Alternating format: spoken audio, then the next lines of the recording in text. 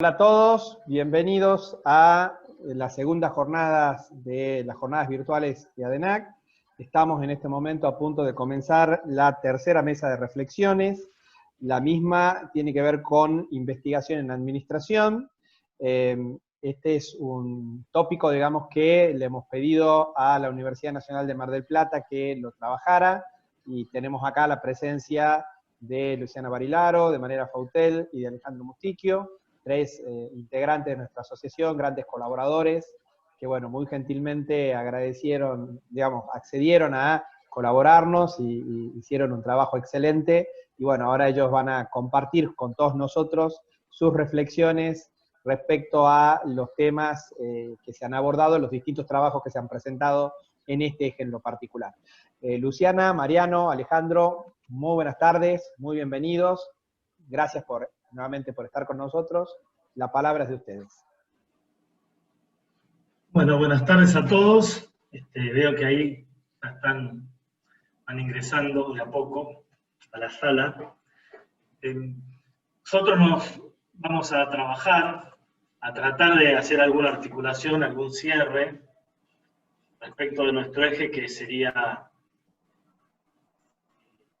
el eje de investigación, que está compuesto por 5 subejes, que les pusimos acá más o menos una presentación al principio para que vean los trabajos de los cuales se trata. Tiene 5 subejes, que los ven ahí en la filmina arriba.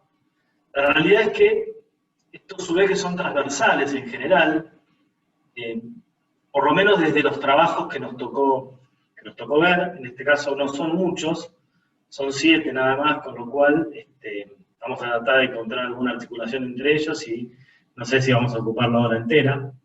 Pero si bien los trabajos son, de los 7, 6 pertenecen al primer eje, que son casos de estudio en aplicación de la innovación y gestión del cambio organizacional, y solo uno de ellos pertenece al eje 3.3, que está relacionado con la acreditación de la carrera de licenciatura en administración, análisis y decisiones a tener en cuenta en su proceso.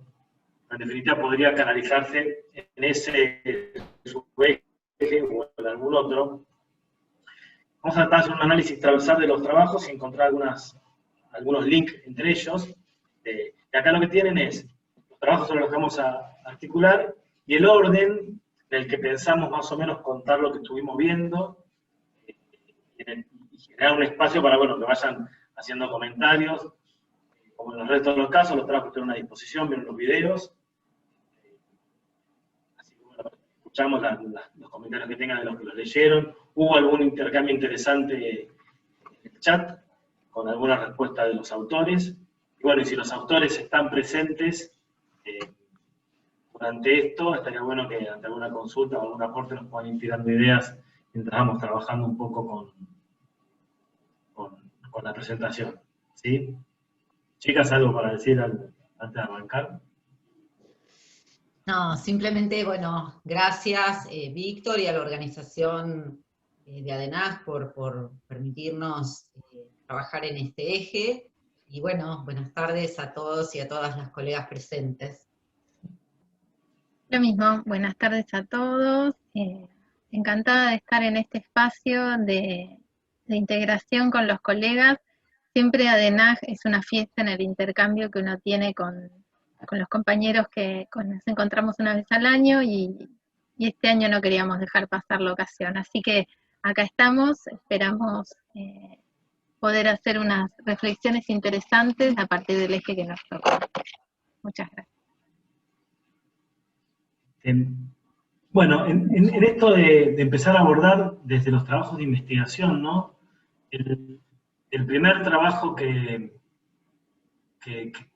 entendimos que era interesante empezar a ver porque inicia desde un marco quizá más estratégico, es el trabajo, la responsabilidad social empresaria y la gestión del cambio ambiental, de Juan José Gili. Y dejo de compartir porque la idea era que vean simplemente el orden de los trabajos. Después lo comparto nuevamente. Este trabajo, digamos, me pareció interesante el hecho de cómo el trabajo muestra la importancia de comenzar a trabajar o estudiar la responsabilidad social empresarial desde el punto de vista estratégico en el marco de la sustentabilidad. El trabajo lo que hace es relacionar la responsabilidad social empresaria a la gestión del cambio ambiental, ¿no? En este marco es un interesante link con los Objetivos de Desarrollo Sostenible, con lo cual a nosotros nos permitía reflexionar, ¿no?, en qué medida las organizaciones incorporan esto en las decisiones cotidianas, ¿no? Cuando estábamos hablando de esto recordábamos algún comentario de Ex Ibarra cuando hizo el lanzamiento allá ayer. Una de las cosas que comentaba era esto, ¿no?, cómo la importancia de incorporar la ética, la responsabilidad social en el marco de las diferentes asignaturas que nos vamos viendo en la carrera. Por eso decía que esto se linkea no solo a un caso, sino que se linkea a nuestra disciplina, a nuestra profesión, los planes de estudio, y Gilles plantea la posibilidad de indagar desde los reportes de responsabilidad social, tratando de evaluar en qué medida las organizaciones realmente incorporan la responsabilidad social, en este caso, desde el punto de vista de la sustentabilidad asociado a los ODS, que tienen que ver con el cambio climático, ¿no? No sé si todos tienen claro cuáles son los ODS, pero básicamente él hace foco en 4 de los objetivos. En el 6, que es el de agua potable y saneamiento, en el 7, que es de energías renovables, en el 12, que es de consumo responsable, en el 13, que es de lucha contra el cambio climático, y en el 15, que es flora y fauna terrestre. Y en ese marco trata de estudiar en qué lugar ocupa la responsabilidad social de las empresas y la preocupación por el desarrollo sostenible desde el punto de vista ambiental en sus decisiones y cómo esto impacta en los reportes de sostenibilidad, ¿no?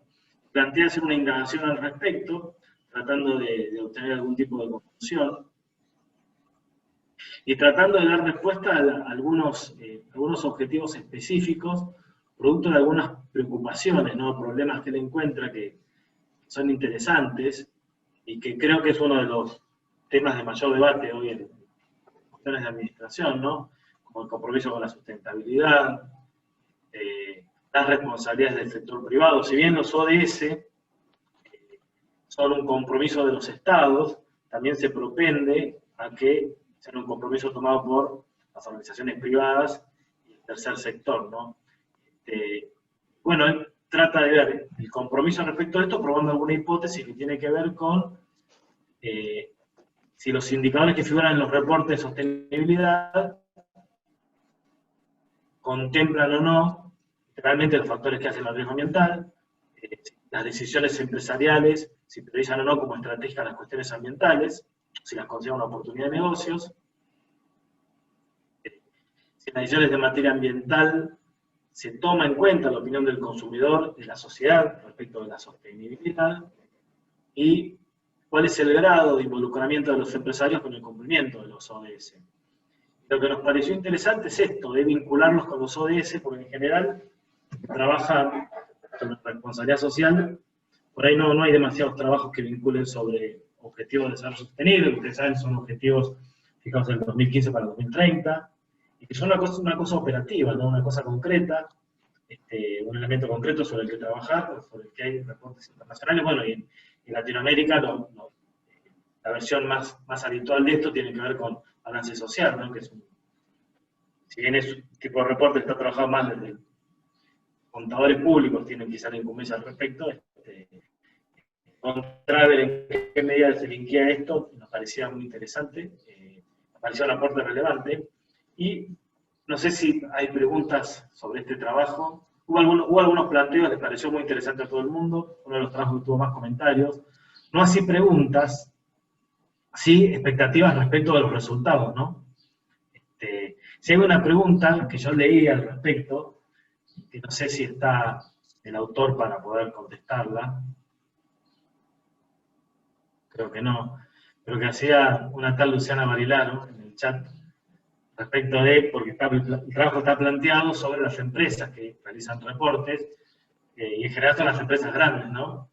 Y quizá el desafío, el compromiso también tratar de ver cómo esto impacta en las empresas pequeñas, en la gestión de las pymes y en los emprendimientos, más allá de los esfuerzos de los estados. Y encontrábamos ahí una vinculación en esto de abocarnos al ODS, la responsabilidad social empresaria, mismo con esto de las organizaciones responsables y la responsabilidad de la comunidad. Bueno, que uno de los objetivos de desarrollo sostenible es el objetivo 5, si no me equivoco, es el objetivo de igualdad de género. Y sobre esto tenemos uno de los trabajos, parece importante indicarlo desde ahí, ¿no? De que también al trabajar género estamos abordando la problemática de uno de los objetivos de desarrollo sostenible. Vuelvo a compartir la pantalla.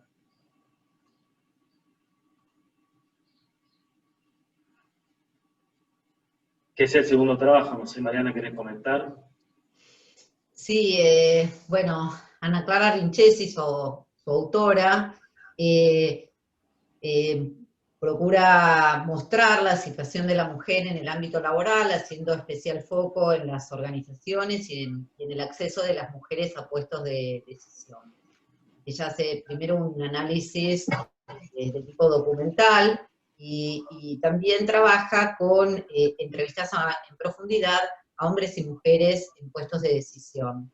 Un poco ella va analizando el significado del trabajo, la importancia que tiene el trabajo en la vida de las personas, y también cómo el género comenzó a influir en el trabajo y en el rol que tuvo la mujer a lo largo de la historia laboral, ¿no? Y analiza lo que tiene que ver con la división sexual del trabajo, donde bueno, los hombres estaban asociados a un trabajo productivo y las mujeres a un trabajo reproductivo, y un poco plantea cómo esto implica, bueno, un cambio cultural, también a nivel organizacional, y que requiere repensar las estructuras de las organizaciones en un sentido amplio, ¿no?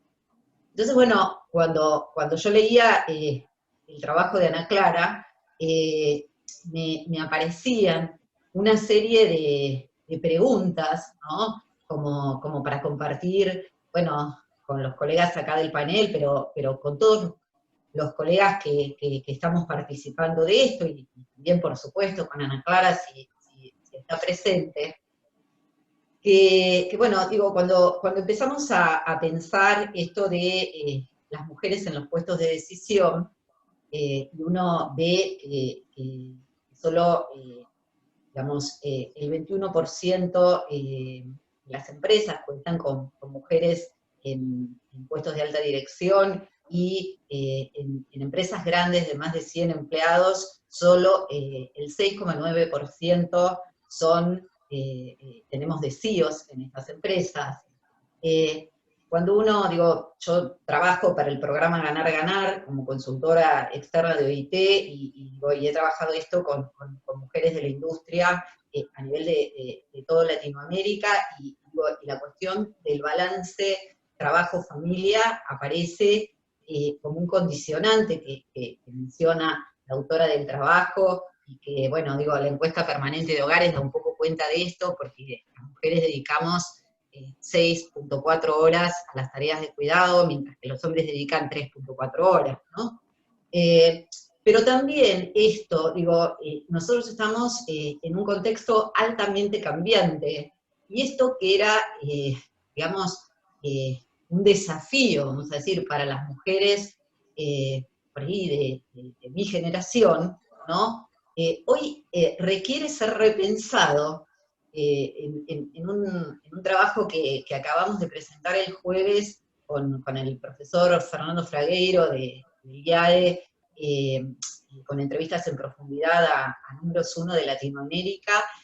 Se trataba este tema, y el planteo era ya no solo hablar de balance de trabajo-familia con perspectiva de género, sino que hoy la cuestión multigeneracional, los más jóvenes dicen, quiero el balance de trabajo-vida, ¿sí? Y entonces acá, la cuestión de género en ese punto empieza un poco a desdibujarse. Es como la primera reflexión. La segunda reflexión que también surgió de este estudio es que cuando uno dice buscamos un balance trabajo-vida, es porque aparece una cierta connotación positiva a vida y negativa a trabajo. Digo, entonces, ¿qué podemos hacer para connotar mucho más positivamente el espacio de trabajo? ¿Sí? La tercera reflexión tiene que ver con que hoy la realidad nos interpela, no solo con el tema de varones y mujeres, sino también con la inclusión de otras diversidades. Nosotros estamos trabajando con el Ministerio de Mujeres en lanzar la primera mesa sectorial. Yo estoy por la Cámara de la Construcción, con la UOCRA y con el Ministerio de Mujeres. Estamos por lanzar la primera mesa sectorial de lo que tiene que ver con el programa Igualar, que justamente busca la equidad de géneros, ¿no? Y donde el desafío para la industria de la construcción es que se está planteando también la inclusión de otras diversidades. Y la última reflexión o interrogante que quiero compartir con ustedes tiene que ver con que hoy hay una fuerte exigencia a los liderazgos en materia de integridad, es decir, de coherencia y consistencia entre el decir y el hacer. Es decir, hablo de inclusión y de capitalización de la diversidad, y mis acciones como líder organizacional están orientadas y en línea en este sentido. ¿Sí? Un poco mi idea era dejar abiertos estos interrogantes, algunos de los cuales pueden parecer así un poco polémicos, pero que también me parece que nos pueden motivar un cierto intercambio. Bueno, participación en el chat por ahora al respecto. No hay opiniones ni de tus polémicas. Sí decir que el trabajo en sí mismo plantea la diversidad de género de una manera binaria, ¿no? Es una cuestión concreta específicamente del trabajo que fue evaluado, con lo cual quizá tiene alguna posibilidad de profundizar algunos aspectos. Bueno, vinculación. En esto, Sí. la otra vez Mariana comentaba respecto de cuando presentaste el programa Ganar Ganar, del tema de los cupos, ¿no es cierto? Y, digamos, y lo presentaste como, lo tiraste como una mesa de debate, ¿no es cierto? Me parece que esto también es interesante de cómo ir generando espacios. Bueno, la posibilidad de plantear cupos es una estrategia que se utiliza, es como en algunos casos muy polémica, ¿no es cierto? Pero bueno, es uno de los... Me parece como súper interesante, y ahora vamos a tomar lo que dice Shirley. Esta cuestión de los cupos, yo originalmente no estaba de acuerdo, ¿sí? Hasta que me puse a estudiar el tema, y las medidas de, las medidas de discriminación positiva, ¿no? Como son los cupos, en realidad pueden tener un efecto durante un plazo, digamos, razonable, digamos, durante un plazo determinado, como aceleradores culturales. Digo, todo esto que estamos hablando implica la necesidad de un cambio cultural. Y los cupos, de alguna manera, actúan o tienen la función de aceleradores culturales. Acá Shirley nos dice, esta diferencia entre el decir y la acción aún está presente en muchas organizaciones. No pareciera estar internalizado en forma completa. Y Liliana Fabre nos dice que en muchos casos, no hay en la misma línea, ¿no? No hay coherencia entre lo que se dice y lo que se hace. El tema diversidad de nuestra cultura no está muy inserta. Se dice mucho, pero se hace poco. Y en el mismo sentido, Shirley plantea, llegará el momento en que no necesitemos usar más los cupos. Y esta es la idea. Digo, cuando uno los piensa como aceleradores culturales, la idea es que de alguna manera dinamicen y nos permitan justamente que un día dejen de ser necesarios. Y Claudia Sosa aporta un poco en el mismo sentido, dice, la realidad es como indica Luciana, necesitamos un cambio cultural, el trabajo es excelente, en estos comentarios acercados. Yo voy a cubrir acá en mi cupo de 25% masculino. A los efectos de que Mariana se enoje nada más. Bueno, no quiero ser intensa, pero y en esto, y quiero ser totalmente honesta en esto de la coherencia entre el decir y el hacer.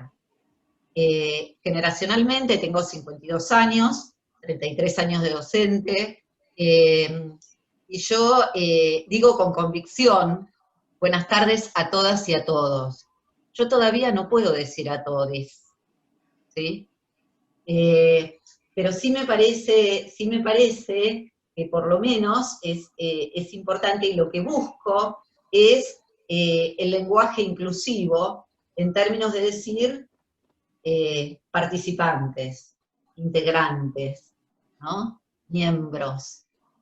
Pero bueno. Esto es, digo, con Alejandro y con Luciano hace tanto tiempo que nos conocemos, que ya hay cosas que son como en el matrimonio, digamos. Bueno, si les parece, seguimos en la línea, porque digo, la verdad que hubo trabajos sumamente interesantes y así a todos les damos la posibilidad de un intercambio. Ah, perdón, seguía yo también.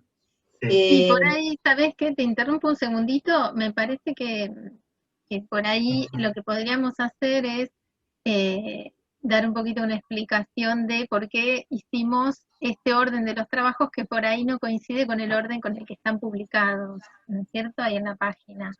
Que bueno, lo charlamos.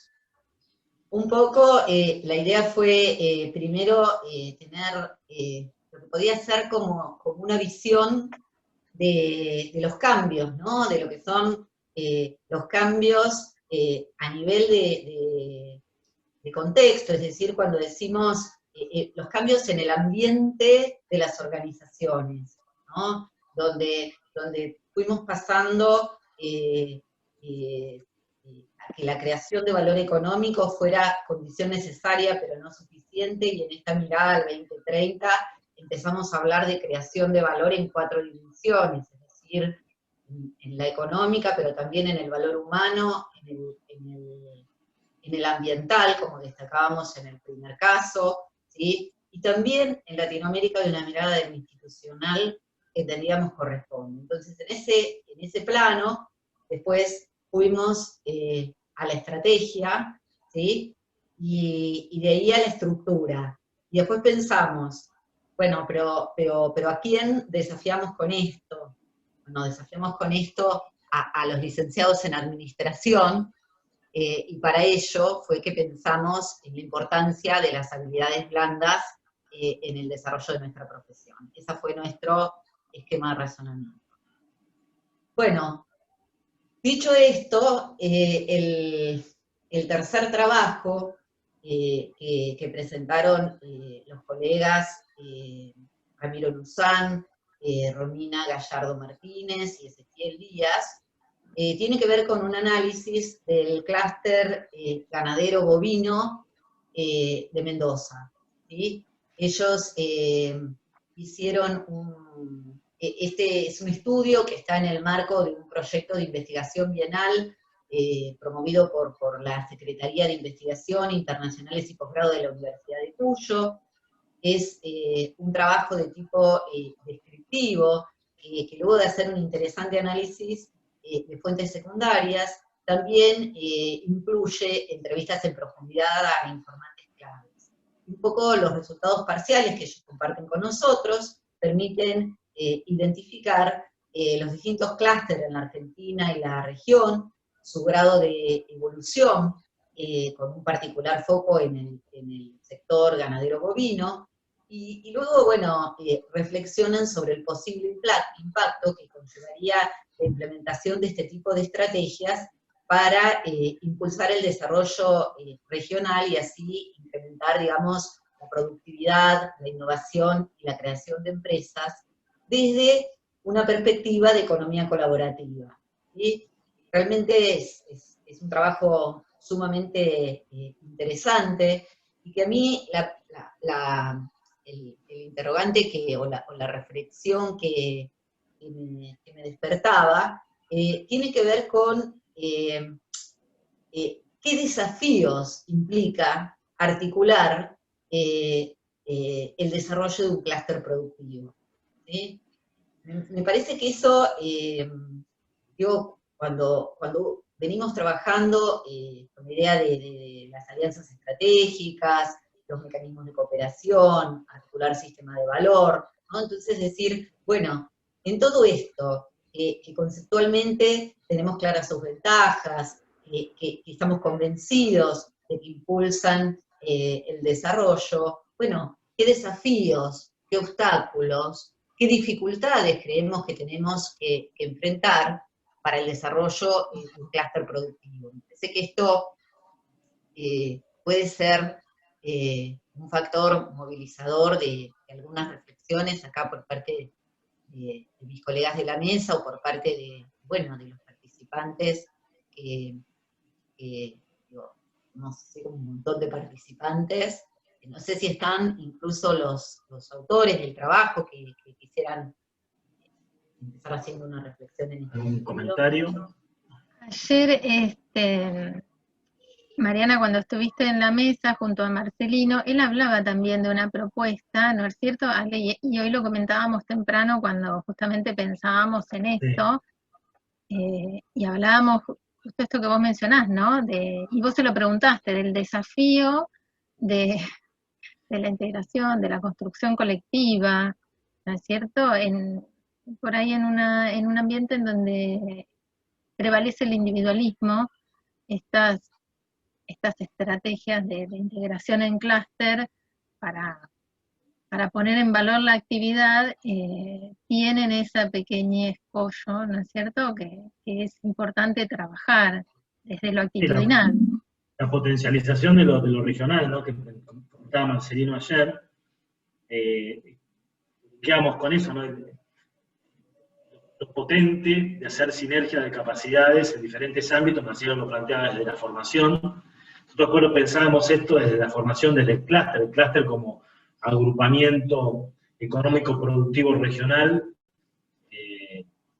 en términos también de agrupamientos que tienen que ver con competencias regionales y de planes de estudio, ¿no? Como esta valoración del trabajo colaborativo versus el competitivo, y esto que nosotros enseñamos después en las carreras, ¿no?, del concepto de competencia, ¿no?, cómo competir y cooperar.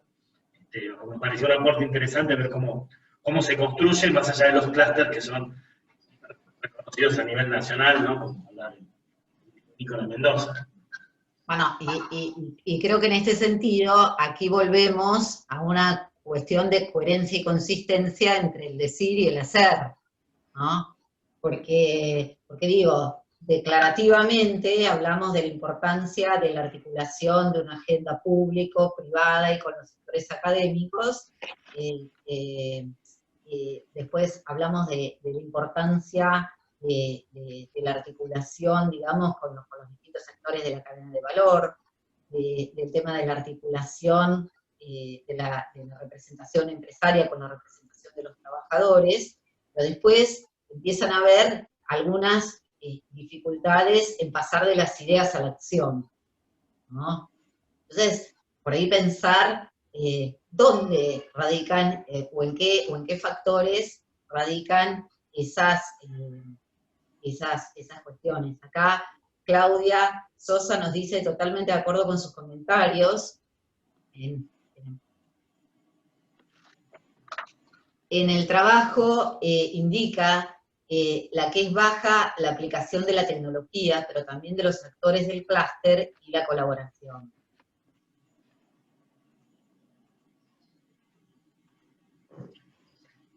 Sí, porque menciona un clúster que tiene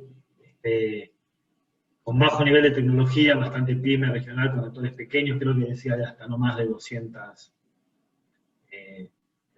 animales, un clúster pequeño que reproduce un tipo de producción local quizá un poco más orgánica, ¿no? Que no hay producción masiva, de esta producción que hoy atentaría contra los objetivos de desarrollo sostenible, ¿no? Es como organizando desde ese lugar de trabajo.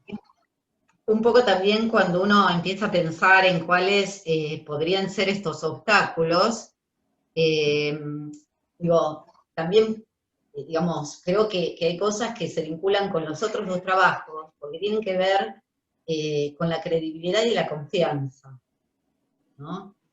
Entonces digo, hay veces que estas cuestiones que parecen de tipo intangibles, y que después vamos a procurar retomarlas en el último trabajo vinculado a las habilidades de los licenciados en administración, me parece que nos permiten bucear en otro camino, ¿no?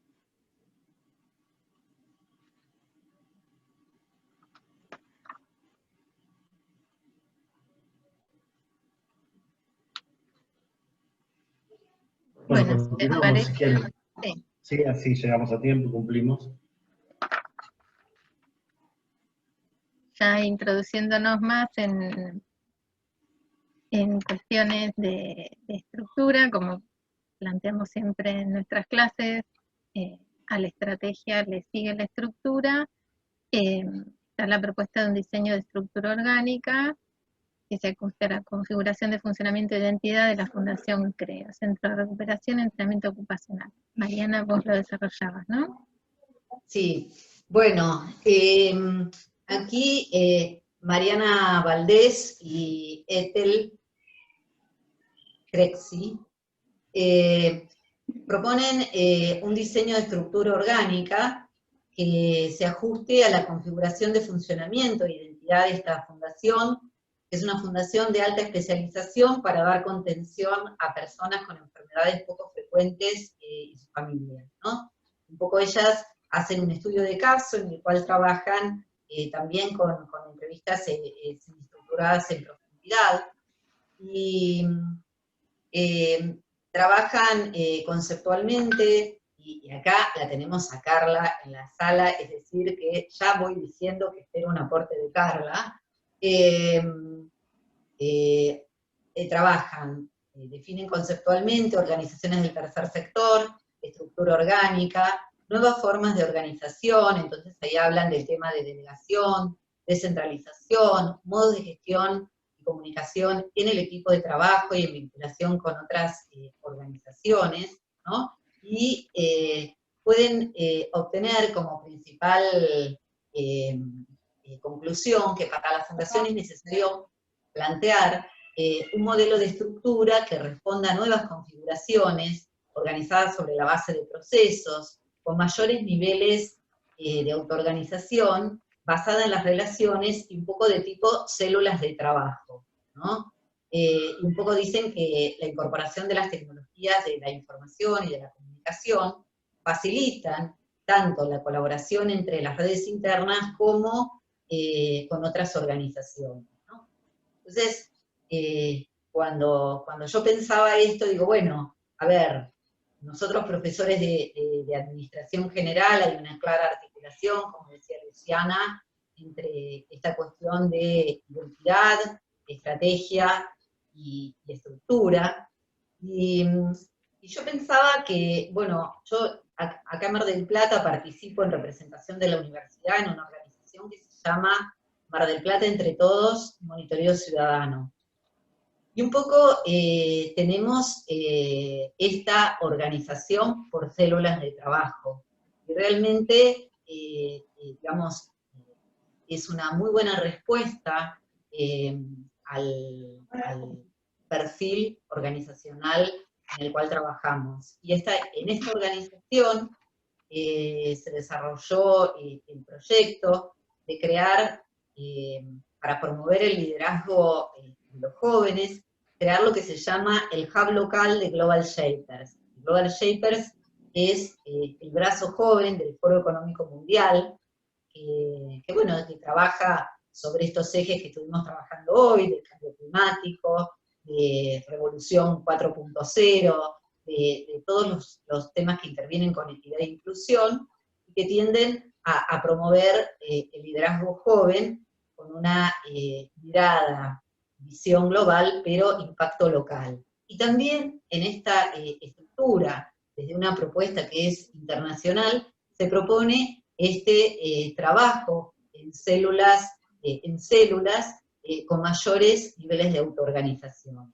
Me parece que es un trabajo interesante, que los invito a leer y que invito, digamos, a mis colegas acá presentes. Digo, Luciana es especialista en estructura, acá Carla responde a mi desafío y dice, muy interesante, leeré el trabajo, sobre todo por la problemática que tienen estas organizaciones para lograr llevar adelante el proceso de administración estratégica, lo cual luego claramente dificulta la organización del trabajo, como nosotros lo estudiamos, porque claramente la idea es poder desarrollar teorías que nos permitan analizar las estrategias que llevan adelante.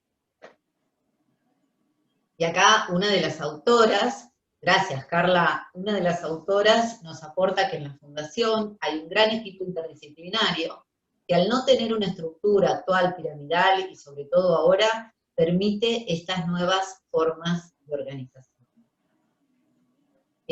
Luciana, vos que te dedicás a en tu materia, a estas cuestiones vinculadas a la estructura, me gustaría que nos hicieras una reflexión sobre este trabajo y sobre estos comentarios.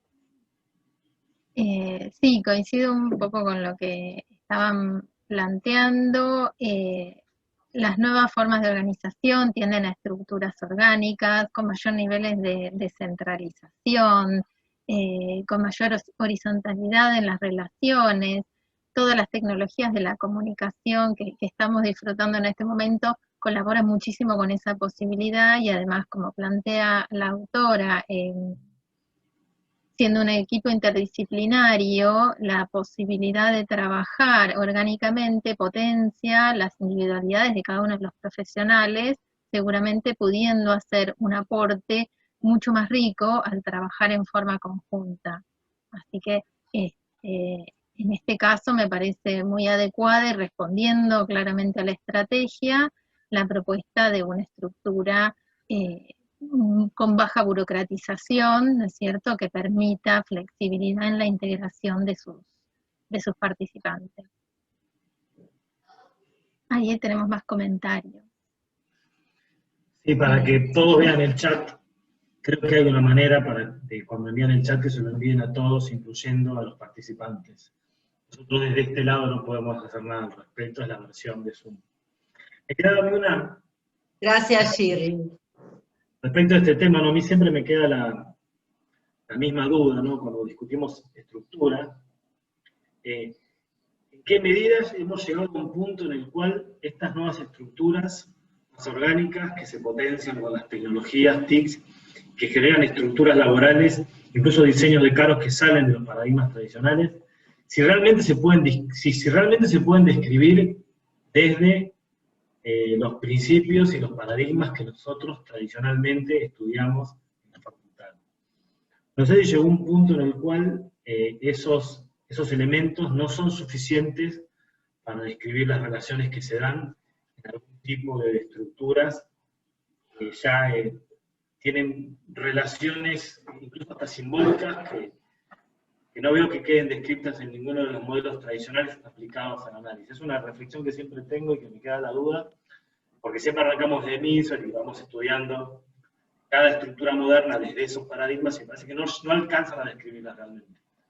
No, ahí retomo las palabras de Carla, que decía, la idea es poder desarrollar teorías que nos permitan analizar las estrategias a partir de lo que va emergiendo, ¿no es cierto?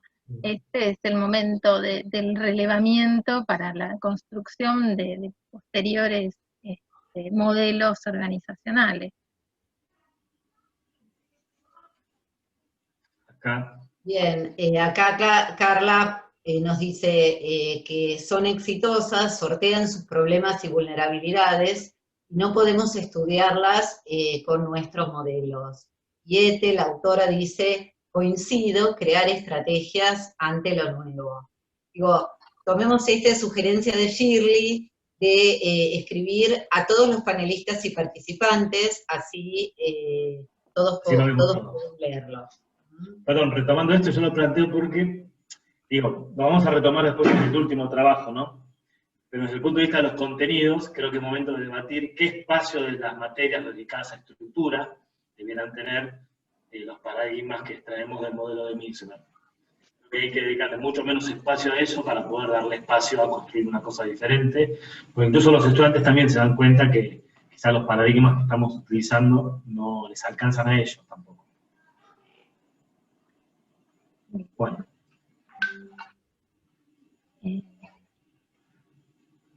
Comparto pantalla por el trabajo siguiente. Vamos a tratar de ser eficientes en el uso del tiempo, ya son las 6:24, así que voy a... ¿Tenemos cuántos? Y hasta 40, ¿no es cierto? ¿Tengo entendido? Bien. Bueno. El trabajo que continúa es el diseño organizacional a partir de información contable, el caso Arcor Sociedad Anónima.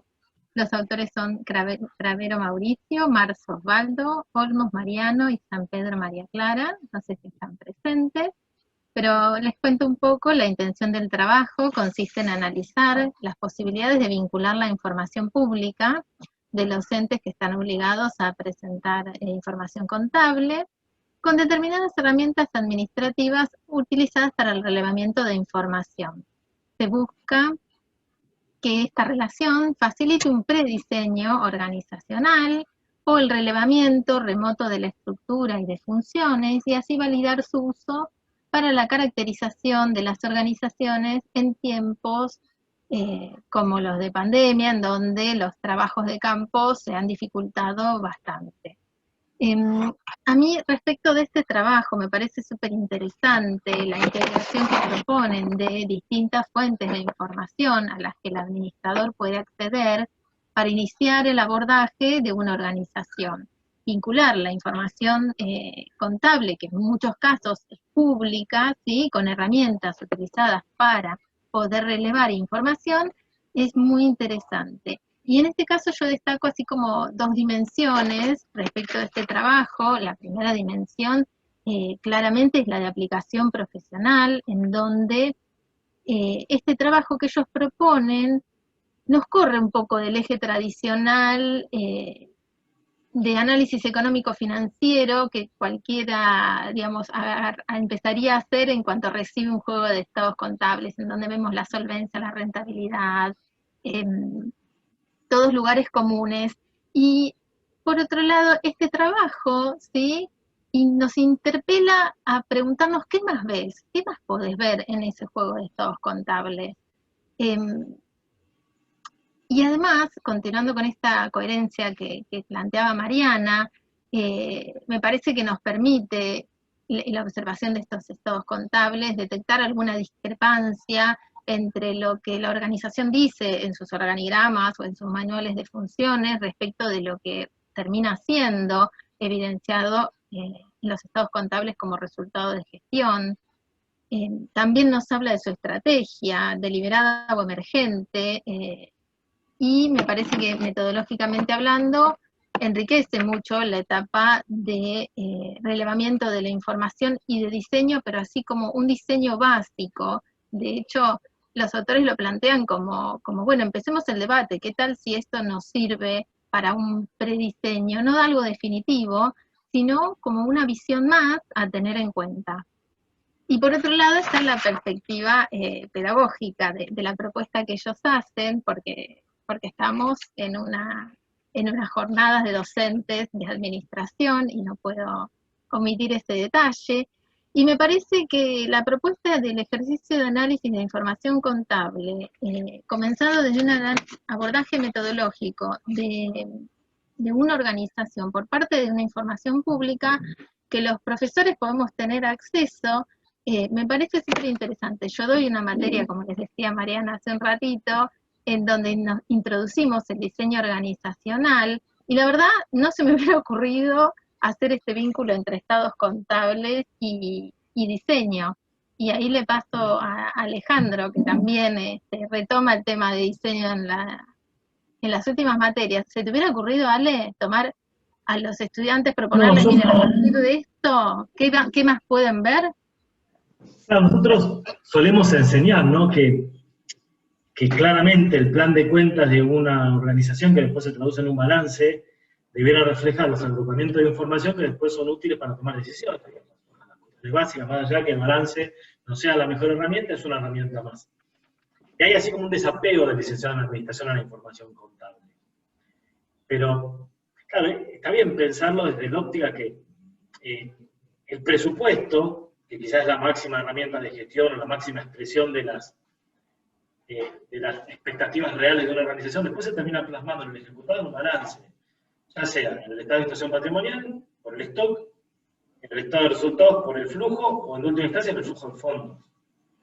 Y es cierto que ahí uno puede observar brechas entre el decir y el hacer, ¿no? Porque claramente hay cuestiones que en el contexto de los agrupamientos que ocurren en un balance, las partidas de stock, de flujo de fondos, difieren respecto de lo que se dice en el marco estratégico, es un gap a tener en cuenta en el diseño, ¿no? Más allá que, obviamente, hay que conocer que un balance como tal es un modelo simplificado de la realidad que tiene restricciones en cuanto a cómo mide cada uno de los elementos que incorpora, digamos, esto claramente. Y ellos mismos lo aclaran, los autores, ante una consulta que les hace, ¿quién preguntó? Preguntó Jorge II Castillo, al respecto de los autores. Emanuel Marzo le contesta que en realidad es simplemente una forma más complementaria de tratar de ver el diseño organizacional, ¿no? A ver qué podemos observar en el balance, que muestra cosas, ¿no? Muestra en qué stock se invierte la organización, qué áreas, qué unidades de negocio están generando resultados, en dónde termina poniendo los esfuerzos, qué genera resultados, y en última instancia cómo divide agrupamientos. Obviamente que si uno tuviera acceso a información interna, podría ser mucho más, pero creo que muestra una vinculación más que quizá nosotros del análisis no hacemos. Lo hacemos ex ante para el diseño de, uno como licenciado asesora el diseño del sistema de información. Digamos, si está mal el sistema de información hay datos que no se obtienen. Pero a la inversa uno puede observar ahí para ver lo que está pasando, ¿no? Me pareció interesante el abordaje desde lo pedagógico y lo metodológico. Sí, coincido plenamente. Acá Laura menciona lo mismo. Y la relación entre diseño organizacional y estados contables parece una mirada novedosa, que también la debieran tomar contadores públicos, ¿no? Para encontrar otros links de la herramienta que ellos generan. Tal cual. Bueno, y para ser juiciosos en el uso del tiempo, paso al trabajo siguiente. El trabajo siguiente es modelo de lazo cerrado sobre la base de tableros integrales para innovar en la gestión de un caso. Castillo Jorge, Ceballos Ana, Muratore Francisco, Navarro Beltrán Silvia, Lescano Carlos, Arce María y Fredani Pablo son los autores. En este caso se aborda concretamente una pacificadora líder en el mercado de Santiago del Estero, a partir de la cual los alumnos de la asignatura Control de Gestión de la licenciatura en Administración de la Universidad Nacional de Santiago del Estero impulsan sus conocimientos para generar un verdadero cambio organizacional a partir del modelo diseñando un nuevo sistema de gestión como propuesta innovadora. La propuesta integra la estrategia, las iniciativas y el sistema de medición en un estado final al que puede aspirar la empresa, conectando la excelencia en la ejecución operacional con las prioridades y la visión estratégica. Los alumnos y el equipo de docentes del proyecto accedieron a un proceso virtual para el armado del sistema de información integral, externa e interna. Y acá vuelvo con mi análisis en 2 dimensiones.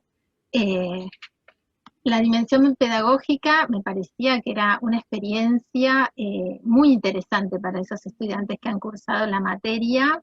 Incluso se menciona que los estudiantes destacan el contacto directo con los docentes en una situación dinámica de producción virtual y construcción colectiva desde una práctica activa, en donde el rol claramente fue de acompañamiento, ¿no es cierto?, y de guía, con una participación activa por parte de los estudiantes, porque por lo que relevan, han hecho observaciones directas, entrevistas semiestructuradas, relevaron muestras de clientes, entrevistaron a todo el personal, y además me parece una propuesta súper interesante este proyecto, también de integración de las funciones sustantivas de la universidad, ¿no es cierto?, la académica, la extensión, de salir a compartir los conocimientos y de investigación. Y por otro lado, desde la dimensión profesional, me parece que esta herramienta de tableros integrales permite hacer accesible a quienes gestionan las organizaciones un modelo muy interesante, donde facilita la gestión y la competitividad. Hay un cuadro que desarrolla uno de los autores muy interesante, en donde parte del plan estratégico y plantea la planificación operativa, luego los procesos, la ejecución y el establecimiento de los indicadores. Y en relación a esto, y aprovechando que está Mariana, yo le quería preguntar, ¿no es cierto?, ella está trabajando sobre el tema del plan estratégico, ¿cuáles son las dificultades que se presentan al momento de tratar de traducir la estrategia en indicadores, pues uno pueda medir y sistematizar para tratar de construir ese tablero integral de gestión? Bueno, yo diría que acá hay dos cuestiones. Hay una que sería común a todas las organizaciones, que es un poco esta cuestión de poder traducir el plan estratégico en líneas de acción y objetivos estratégicos, y que estos, digamos, puedan tener, digamos, sean cuantificables y digamos, uno pueda asociar resultados como una medida del logro de sus objetivos. Digamos, ese es un primer esfuerzo conceptual. Pero yo diría que ese no es el más difícil, por lo menos cuando uno intenta hacer esto en el marco de nuestras queridas universidades públicas cogobernadas. Y donde, digamos, cuando uno plantea esto, digo, hay esto que yo planteaba en la evaluación institucional, de la mirada que existe sobre el control, digo, no hay una mirada del control como, digamos, motor de la mejora continua, ¿sí? Sino aparece en esta cuestión del control como la cosa medio policíaca, ¿no? Entonces, nosotros bajamos el plan estratégico en líneas, en objetivos de acción, en indicadores, cronogramas, plazos y responsables, ¿no? Y en esto hubo áreas que trabajaron, digamos, muy viviendo el plan como herramienta de gestión. Ejemplo, el área de extensión. Digo, y el área de extensión trabajó esto como modo también de gestión de sus equipos de trabajo, ¿no? Realmente hicieron un trabajo excelente. Parte de ese trabajo está en la página web de extensión de nuestra universidad, y digo, realmente nuestra colega Coqui Consuelo Huergo y la secretaria de extensión han hecho, Romina Colachi, han hecho un gran trabajo en este sentido. Bueno, no en todas las áreas tuve el mismo nivel de respuesta. Me imagino. Bueno, muchas gracias. Ale, pasamos al último trabajo, ¿te parece? Sí.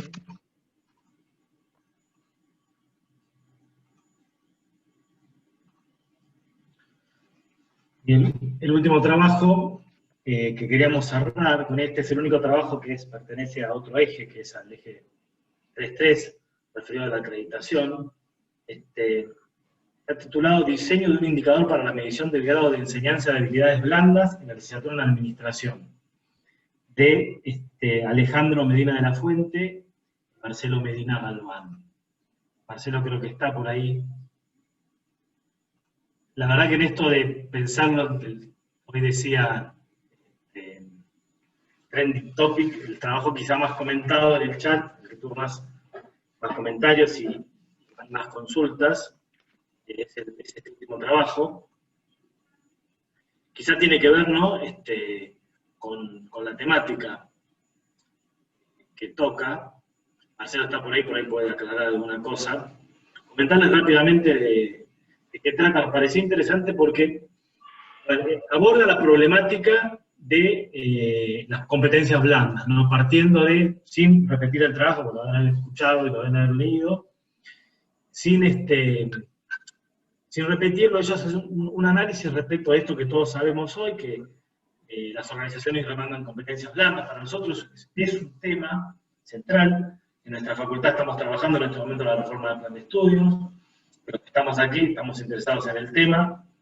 Básicamente, Víctor trabaja incumbencias en las comisiones que armamos, Luciana es la directora del área de administración, está trabajando en la reforma del plan de estudios, Mariana y yo nos hemos incorporado a la comisión que va a trabajar acreditación de carreras, que trabaja en actividades reservadas, y todos entendemos que el eje debe estar puesto en las competencias blandas.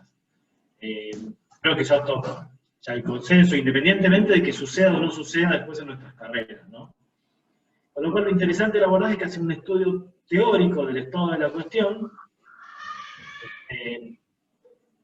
pero más allá de esto, dan un paso adelante. Algunas consultas que le hacen ahí durante el chat tienen que ver con cómo eligieron las competencias a trabajar.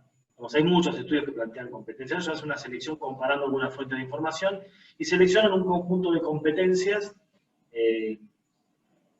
que validan para analizar. Pero dan un paso más allá. Comparto un segundo la pantalla con esto, ¿no? Dan un paso más allá y miden. Y me parece que para nosotros, licenciados en Administración, tenemos que empezar a medir, ¿no? Entonces, genera una herramienta que lo que trata de medir es el grado de desarrollo de habilidades blandas, digamos, en alguna medida a partir de indagaciones a los docentes y a los alumnos, miden en qué grado en el aula el docente trabaja habilidades blandas, son estas 4 que están ahí: adaptabilidad, inteligencia emocional, esas 7, adaptabilidad, inteligencia emocional, creatividad, comunicación, sociabilidad, trabajo en equipo y resolución de problemas. Miden en qué medida el docente percibe, ¿no?, porque esto es respuesta del docente, que trabaja esas dimensiones. También después indagan en qué medida los estudiantes perciben que se trabaja sobre esas dimensiones a partir de preguntas, la escala Likert, y lo que generan es un gráfico radial, en donde lo que pueden observar son las brechas, ¿no?, respecto del trabajo sobre estas dimensiones.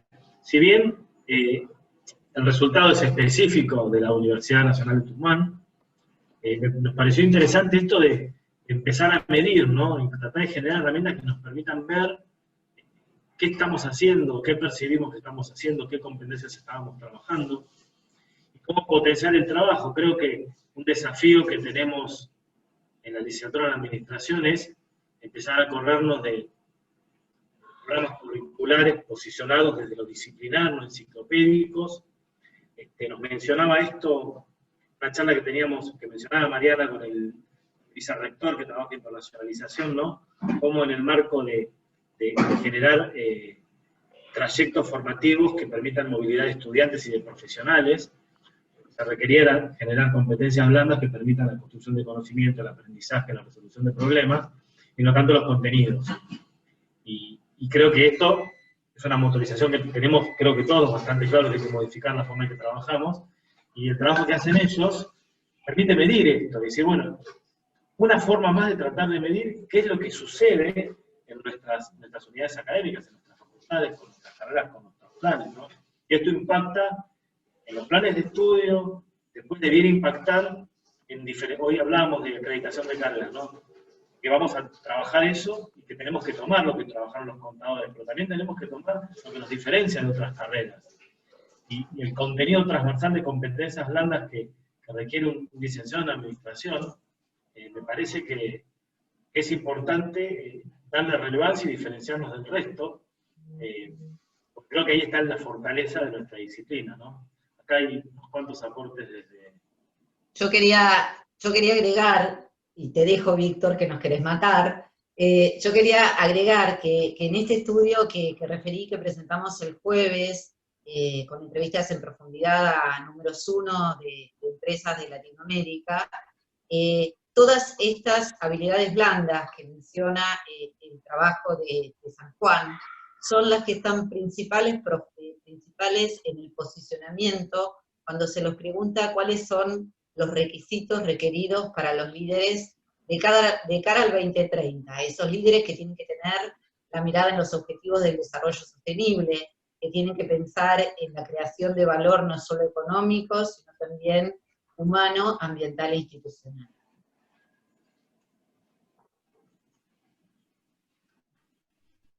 Bueno, una sola corrección, el trabajo es de Tucumán, Mariana. Tucumán. No hay problema, a esta altura estamos todos cansados, tranqui. Perdón. No, está todo bien, está todo bien. Hay varios comentarios al respecto. Bueno, creo que ya estamos sobre el tiempo, ¿no? Sí, pero bueno, nada, la verdad que impecable el trabajo, les agradecemos desde la asociación, bueno, ustedes son parte de la asociación, obviamente, toda esta labor y haber podido ayudarnos a reflexionar sobre este eje, que más allá de que obviamente siempre señalamos que los trabajos son los protagonistas y los autores, por supuesto, que son los que le han dado vida a estos trabajos, poder generar este espacio de conjugar todas estas presentaciones siempre es de suma utilidad. Y por lo tanto, bienvenido sea la labor que ustedes han realizado. Les agradecemos enormemente. Y bueno, muchas gracias Mariana, muchas gracias Luciana, muchas gracias Alejandro.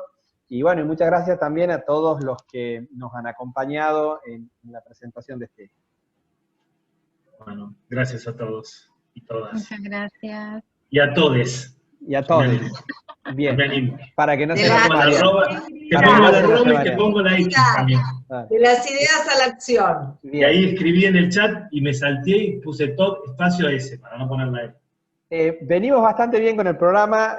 Vamos a hacer un descanso de 5 minutos. A las 18:50 estamos comenzando con la última mesa de reflexiones. Bueno, muchas gracias y nos vemos en la próxima mesa.